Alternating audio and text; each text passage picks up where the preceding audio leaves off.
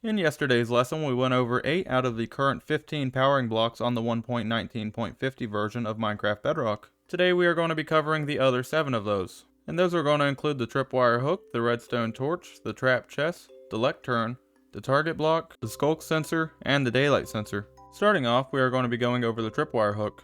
The tripwire hook can only be attached to the side of the blocks. It cannot be attached to the top or the bottom of those blocks. One tripwire hook by itself does not put out any redstone power. It has to be connected to a string and a second tripwire hook in order to function. This string can be anywhere from 1 to 40 blocks wide.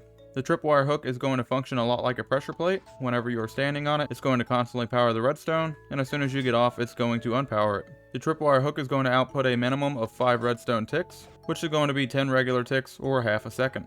The tripwire hook can not only detect players and mob entities, but it can also detect regular entities by whatever lands on the tripwire line. However, there are some exclusions that apply to this. You can check out the Bedrock wiki down below for more information on this. The tripwire hook is going to hard power whatever solid block that it is connected to. And that means since this is hard powered, it's going to be able to soft power whatever redstone dust or components is directly below it, to the side of it, and also above it.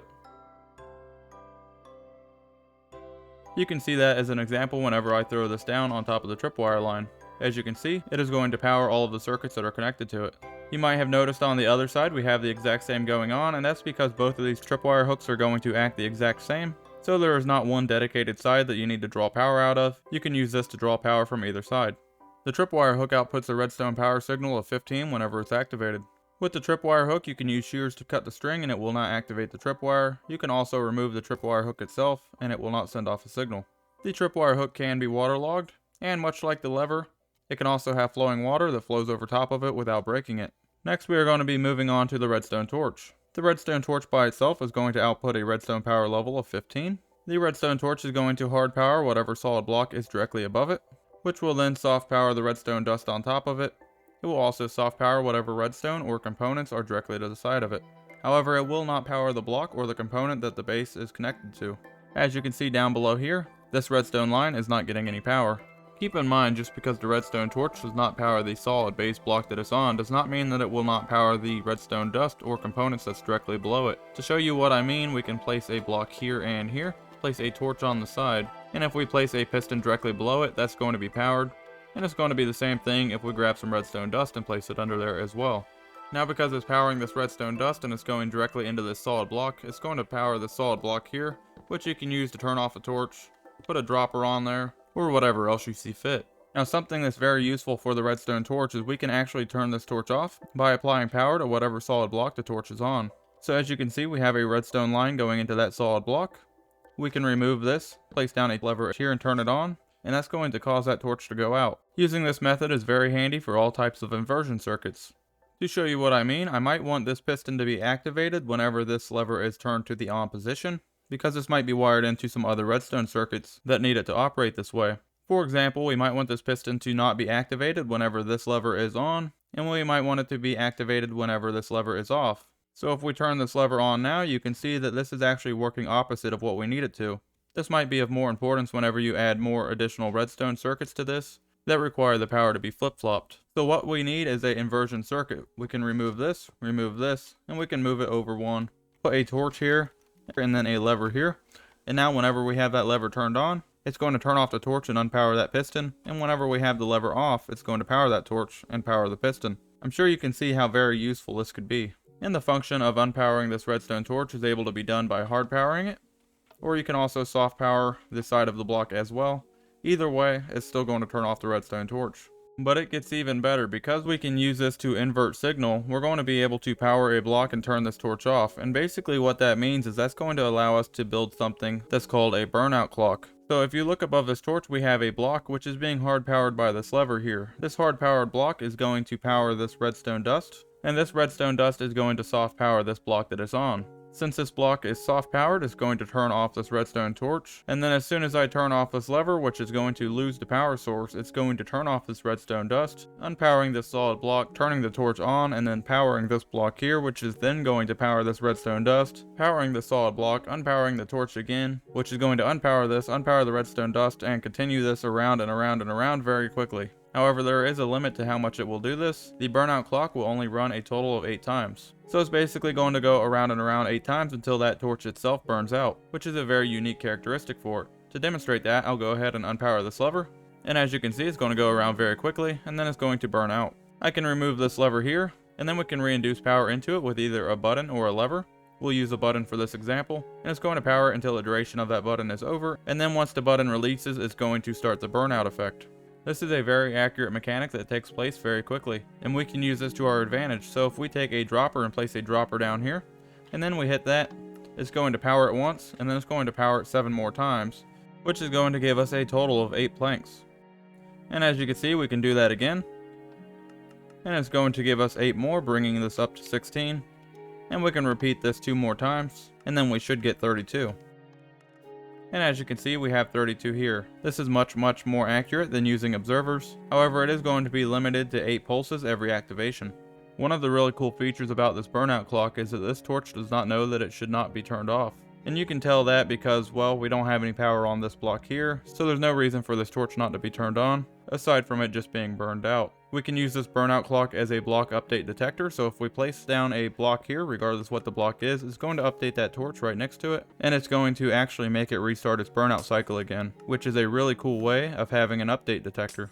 But it gets better. We can take repeaters and slow down that process to practically whatever we want, and that's going to make a very accurate 50-50 clock. 50-50 meaning that the torch is going to spend as much time being off as it is going to be on.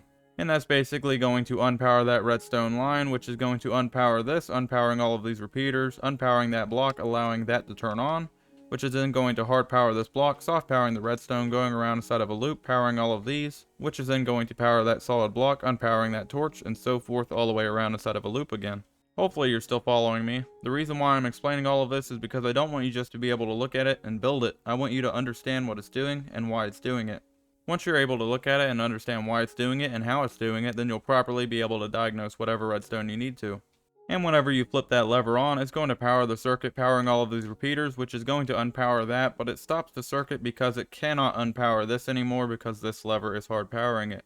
Now, because the redstone torch will hard power whatever block is directly above it, that makes it perfect for something called a torch tower. Since the redstone torch is always going to put out a signal strength of 15, it's never going to degrade its signal going inside of a vertical line. So we can basically use that mechanic to hard power the block here, which is going to unpower this torch. But if you had another torch on top of this one here, since this block is not powered, it's not going to turn off that torch, and that's going to allow that to continue going up as far as you want.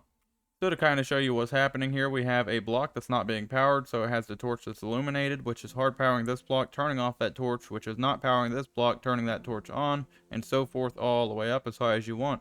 But whenever you power that block, you can see we have the opposite that occurs, which makes it very handy. Now you might have noticed that there is a slight delay whenever I hit that, so I can hit the lever again, and you can see that there is a slight delay. And that's because each one of these torches are going to add 1 redstone tick of delay every time that they are activated. So you essentially have a repeater on its base setting of 1 tick delay. So just keep in mind it's not a 0 delay circuit. So that would basically mean inside of this torch tower you have 1, 2, 3, and 4 redstone ticks of delay, which is almost equivalent to half a second. And this other torch tower works the exact same way that I just explained, however it is just configured a little bit differently. This can be really useful if you are inside of a space sensitive area, or if you need your torch tower to end with a powered torch or a unpowered torch. You can also use a combination of both of these. Essentially what I mean by that is if we have this block here that we don't want to power with that lever being turned on, then we can go back up here, we can remove this, and then we can place a torch to the side here, a torch here, and then a torch here. And that's not going to power it now. However, it is now properly reversed without having to change around too much of the redstone. The redstone torch is not waterloggable, and it does get wiped out by flowing water. Next, we're going to be going over the trap chest. The trap chest is relatively simple. However, keep in mind the functionality of this does not include a regular chest. It only includes the trap chest. A trap chest will hard power whatever block it's on top of, and it's going to output a signal equal to the amount of players that is currently accessing the chest. So since I am only 1 player, if I open this up, it's only going to put out a signal of 1. However, if there was 2 players, then there would be a signal of 2, 3 players a signal of 3, and so forth. However, you can always grab a repeater to amplify it from a signal of 1 all the way up to 15, which you can see here. You can also see that it will hard power the redstone dust directly below it as well. As you can see, the piston is activated. However, to demonstrate, because this is a transparent block, I do need to remove this, that way they don't connect together like so. So I can remove this one, and then this will show you that the trap chest will also soft power whatever redstone dust or components is directly next to it. And as you can see, that piston is activated. And as mentioned, that includes any of the redstone dust or components that is surrounding it. As you can see, all of those pistons and redstone dust are activated. And that does also apply for any of the double trap chest as well. As you can see, opening that, we have both of those pistons that activate. One of the really cool functions about this is that means if there is a hopper directly below the chest, then that hopper is going to be locked whenever this chest is open. So if we open this up, and then place some random items inside of here, these items are going to stay put until we close the chest, and then they are going to start draining down inside of that hopper. This makes it really ideal for a bunch of different payment systems. And as you can see, if we break this trap chest and we place down a regular chest, and then we place some items inside of there, this regular chest does not possess that characteristic, as the items drain as soon as you put the items inside. Aside from everything I just said, these do function pretty much identically. As you can see, if we use a comparator, we can still detect whatever items are inside of here, and the signal that this is going to put out is going to be based on the percentage of how full the chest is, on both the trapped and the regular chest. So as you can see, if I remove the item from here, that comparator is going to go out, and if I remove this item from here, that comparator is going to go out as well. The trap chest is going to be waterloggable, and it does not get pushed by water at all. The flowing water will not re-waterlog the chest. Next, we are going to be talking about the lectern. A lot of people know that you can actually detect what page the lectern is on by using a comparator out the back of it. However, a lot of people don't know that the lectern itself can actually power a block or redstone dust or components without a comparator, as long as it has a book on it. Every time you turn the page, the lectern is going to give out one half-tick redstone pulse. Now, since the book is going to take up the majority of my screen, it's going to be difficult to show this, and this is why I have the piston to the side of me. Let me try to move this to where you can actually see the piston, and if I click on there, we have the book here, and then whenever we turn the page, it's going to put out a pulse. Now, we do have a 4-tick pulse coming out of that, and that's only because we have a repeater here to make it more apparent. But if I remove that repeater and place down a piece of redstone dust, we can retry that test, and as you can see, whenever I flip the page, it's going to put out a half-tick redstone pulse. The lectern is going to hard power whatever block is directly below it. So as you can see, there is the piston inside of the very corner of the screen, and if we flip the page, you can see that piston goes up and then back down. This also means that it can hard power the redstone dust as well, or any of the components that's directly below it. The lectern can also soft power any of the blocks that are adjacent to it and also above it as well, as you can see here. And you might have just seen the piston pop up inside of the top of my screen.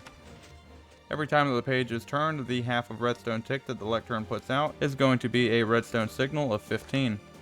As you can see, it lit up the redstone lamp way over there. Now, unfortunately, this only detects the turning of the pages. It does not detect whether or not a book was removed from the lectern, or whether or not the book was placed down on the lectern. However, you can still detect this functionality using a comparator coming out of the back of the lectern. The lectern can be waterlogged, however, if we have flowing water going over it, it does not re-waterlog the lectern. Now, one thing that I should have mentioned inside of the last video is all of the redstone powering components are going to interact with redstone, as you see here. Interacting with a block means that the redstone dust will actually bend and connect to that directly. And as far as that goes, with the 8 that we covered in the last video, all of those are going to interact as well, because they are a redstone power component. Keep in mind here that the observer will only interact with the redstone dust if it is on the output side of it. If you put it on the front of it, it's not going to interact with the observer. The target block is not going to be able to hard power any blocks, however it can soft power any of the redstone dust or the components that are directly next to it, which includes directly below it or to the side of it. And if we throw a trident here, you can see it's going to power the redstone dust and the piston to the side of it. Keep in mind, because it lacks the ability to hard power a block, it's not going to power this block, which means this redstone dust on top is not going to be powered. However, if we have a piston on top, it's going to soft power that piston as well. Now, the target block can be hit with a whole plethora of different items. If you're interested in finding out more on this, then you can check out the wiki down below. However, most any object that hits a target block, regardless where it hits it, is going to put out a redstone signal pulse of 4 redstone ticks. So for this example, I have a snowball, and regardless wherever I hit it, it's going to put out a very fast 4-tick signal pulse, which is going to be just under 1 second.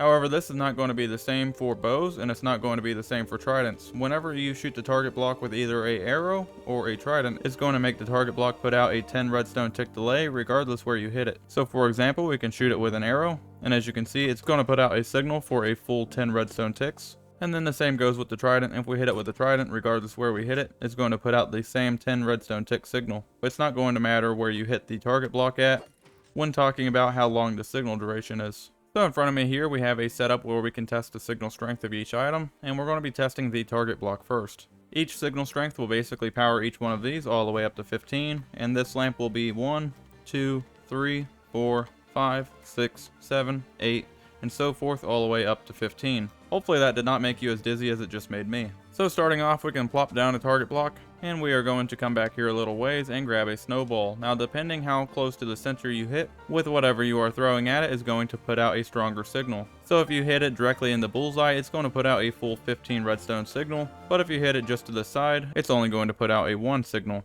And there's going to be a consistent increase until you get to 15, which is directly inside of the center. So to demonstrate, we have our snowball, and let's see if we can't hit this thing inside of the center. Nope, that's low. Low. It's really hard to tell with the snowball. Go forward a little bit.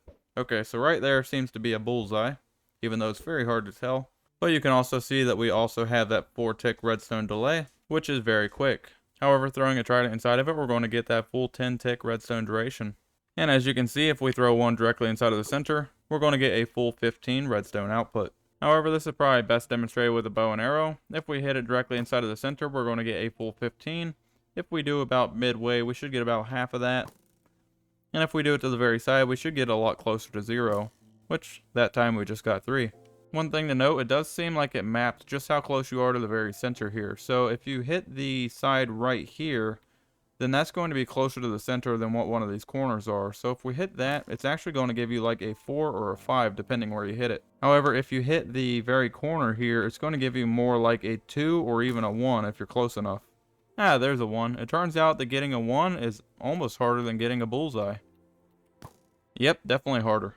Maybe keep that in mind if you're making a target minigame. The target block is not waterloggable, and it will remove the water if placed there. And it is not affected by flowing water.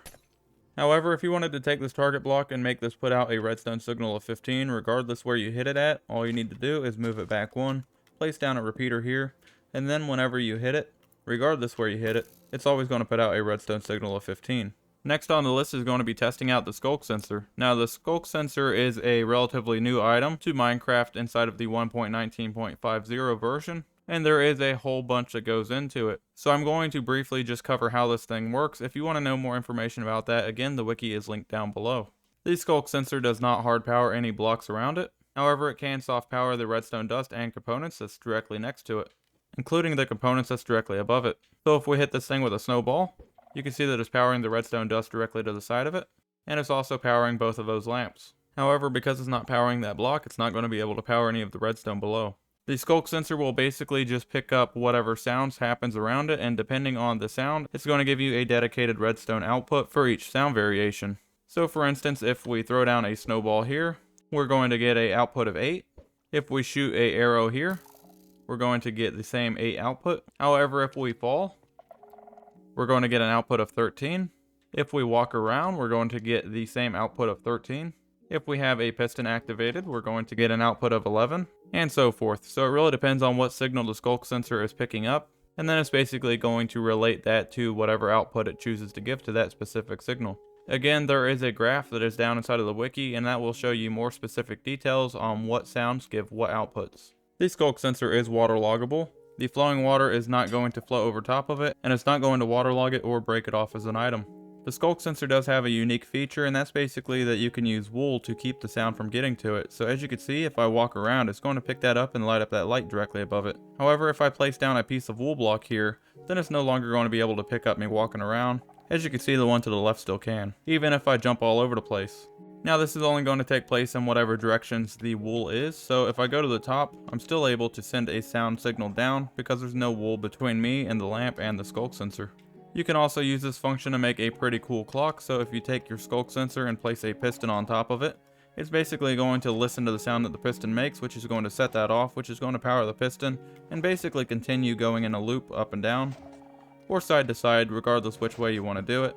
However, you do want to be able to wrap wool around this to keep the outside sounds from getting to the skulk sensor. That way it's only focusing on that piston. One thing to note with this, although it is a pretty cool clock, if it is unloaded it can make it stop working, similar to an observer clock. Next we are moving on to the daylight sensor. The daylight sensor cannot hard power any blocks, so it's not going to light up the redstone down here or over here because this block is not hard powered. However, it can soft power any of the surrounding redstone dust or redstone components, including the ones that are directly above it, or the redstone components that are directly below it. The daylight sensor has two different modes that you can toggle between, being nighttime and daytime. We're going to go more into these in just a moment. Next, we're going to be testing out the signal output on the daylight detector. This daylight detector will put out a max signal of 15. However, in the daytime mode, the signal that it puts out is dependent on how much skylight the sensor is getting from the sky. To demonstrate that, I have a command block here, which is just going to add a bunch of time and make the sun go by pretty quickly. Where'd the sun go? Oh, it went that way. Okay, so we have the sun down, so we don't have any signal. And then we're coming up on sun up. And as you can see, depending on how bright it gets outside, it's going to go up in signal, and then whenever we lose light, it's going to be going down in signal.